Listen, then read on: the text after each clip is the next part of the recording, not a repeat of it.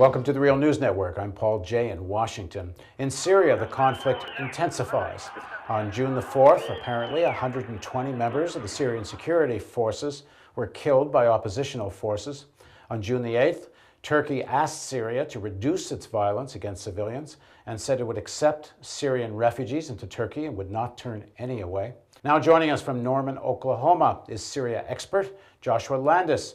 Josh is director at the Center for Middle East Studies and associate professor at the University of Oklahoma. He writes at SyriaComment.com. Thanks for joining us, Joshua. It's a pleasure. So first of all, just how serious is this situation for President Assad? Syria has been in this situation before. There's been oppositional movements. They have always been able to put them down. Are we in a different situation now? Yes. Bashar al-Assad has never seen anything like this. This is a real test for him. He's lost a lot of support within the country, and we've had now a protracted uprising for 3 months. The regime thought a month ago that it was quelling this uprising, but it has not. It's gotten bigger. It's shifted from the south in Daraa up to Homs, third largest city, Hama, fourth largest city. Now it's up in the north in this big agricultural region, Jisr al-Sahur, Idlib, up towards the Turkish border. This is a Sunni, poor agricultural region, lots of population. It was a center of Muslim Brotherhood in the past, and it sent out a lot of fighters to Iraq, the jihadists who went to join in the fighting in Iraq. So this is the fear is that more and more Sunnis and other Syrians are joining in this uprising. Has it moved into broader sections of the Syrian working class in the cities? There's a class, the poor, the young. There's a generational thing. There's the young Syrians, and there's a sectarian element to it. There's Sunnis against the minorities, and the Alawites in particular, who've been ruling Syria for the last 50 years, almost 45. One of the things that was supposed to differentiate what was happening in Syria from what happened in Egypt is that the Egyptian elite split. And there were sections of the elite that were quite happy to throw Mubarak under the truck, as it were. Are there signs that might be happening in Syria? Not yet. Of course, there are plenty of intellectuals that have joined the opposition, but there haven't been major defections. The army has stayed loyal to the government, by and large. Now, we're hearing there's been a lot of accusations that people are defecting. We've seen a few videos of defectors. I've put a few on my site, and immediately regime supporters come on and they say, oh, those are fake. You can see they're reading stuff off of papers. We don't really know. We haven't seen large-scale defections. There have been a few people who've gone off.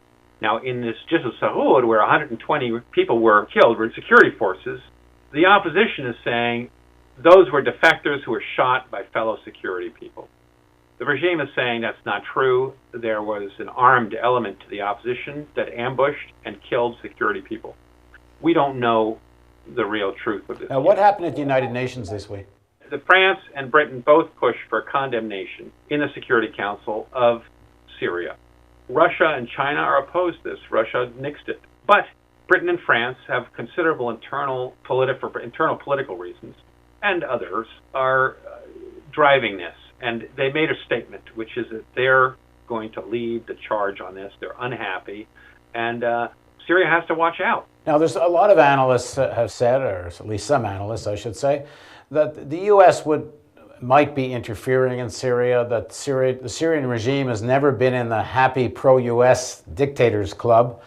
Although early in all of the Syrian oppositional or Syrian uprising, Hillary Clinton was talking about, well, he is a reformer. The Americans seem to be a little bit betwixt and between about exactly where to come down on this. This is a massive problem for the West, because if you think about this opposition, it's hard to imagine how they could possibly win. Yes, Sunni Arabs are 65% of Syria. The Kurds, who are Sunnis, are another 10%. They could be drawn in, although so far they've stayed out. So potentially there could be a lot of manpower behind this uprising. On the other hand, they don't have arms. The Syrian army is powerful.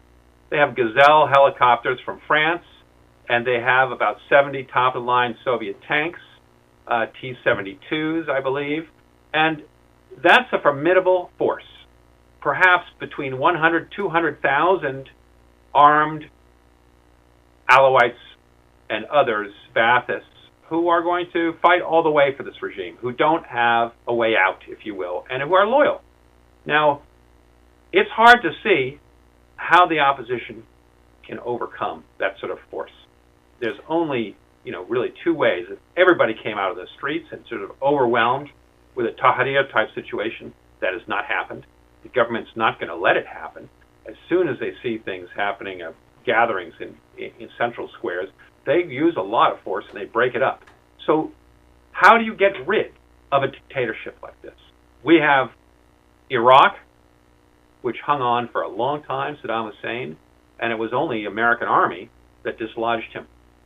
There's Libya, and we're seeing the same thing. Very difficult to get rid of Gaddafi unless the Americans or the Europeans go and kill him. And they're trying to do that right now, unsuccessful so far. This leads you to wonder, how does the opposition expect to overturn this government? Now, they were hoping that the military would turn on the president in the way it did in Egypt and Tunisia. That did not happen.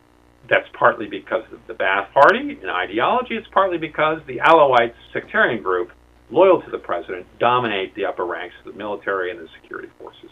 So we've got a very different structure and sectarian situation than we have in Egypt or Tunisia. Is it clear to you what the U.S. wants here? They had seemed to be developing a working relationship with Assad, even though in the past he's been seen as too close to Iran and all of that. Do you think the West wants Assad to come down or not? I think that many people and many governments, if they could snap their fingers and say, I want him to come down, they would do it. But they can't snap their fingers. And for the same reason I was talking, this is going to take a major military effort to bring him down. Nobody wants to do that.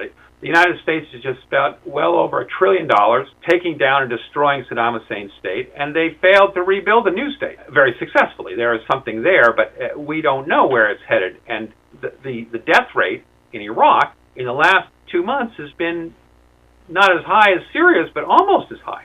There have been 20, 30 people being killed almost daily in Iraq. So that's 9 years after the American invasion. This is a monstrous undertaking. Syria is as big as Iraq. It's divided ethnically and sectarianly.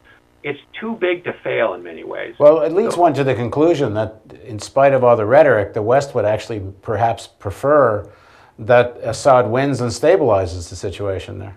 Hard to say. I don't think anybody would say that out loud. Maybe they hush and say it. But, even if he wins and he does quell this revolt, at least for the time being, he's going to be a pariah state.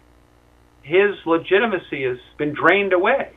People say, he'll be like Saddam Hussein when the sanctions were on him. I mean, that's the difficulty. And the West is going to have to figure out what to do with sanctions. Do they want to starve Syrians? And what do you make of Assad's charge that much of this is being instigated from outside by the U.S., by Western forces? He has said that since his big speech a few weeks ago. Look, at everybody who's marching, all the people who are getting shot in Syria are Syrians who are on the ground, who are going out there showing extraordinary courage. But on the other hand, there is this Facebook, but there's Syrians outside of Syria, in Lebanon, in Paris, all over Europe, London. Some of them are getting, foreign assistance, but only handfuls of them.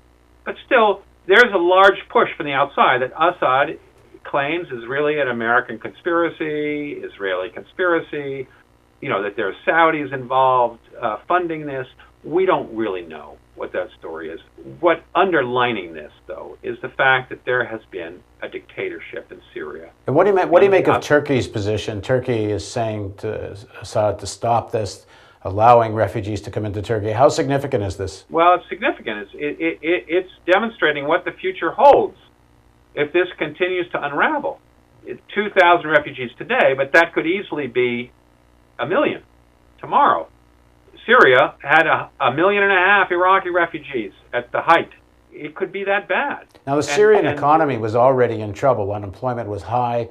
There was a lot of great difficulty for the poor.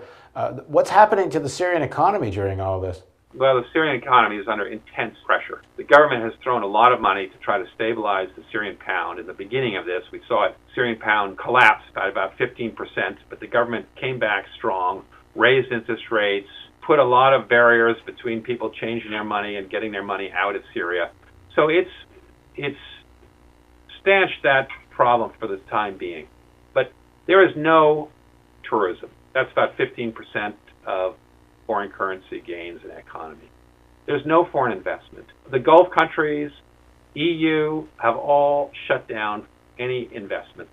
That means electric plants that are being built come to a screeching halt. All the infrastructure projects, jobs are being lost by the hundreds. No hotels are open in Aleppo. All the new hotels that were opened with big staffs, all been closed. The restaurants, nobody's going out to dinner. People are losing their jobs, and it's a grim situation. How the government can do this in the long run is a real question. The thing is, you're going to get into, this is where the Iraq analogy comes, where you begin losing money, but it's the poorest people, the most vulnerable people in Syria, who are going to be hurt the hardest. Thanks for joining us, Joshua. Thank you for joining us on the Real News Network.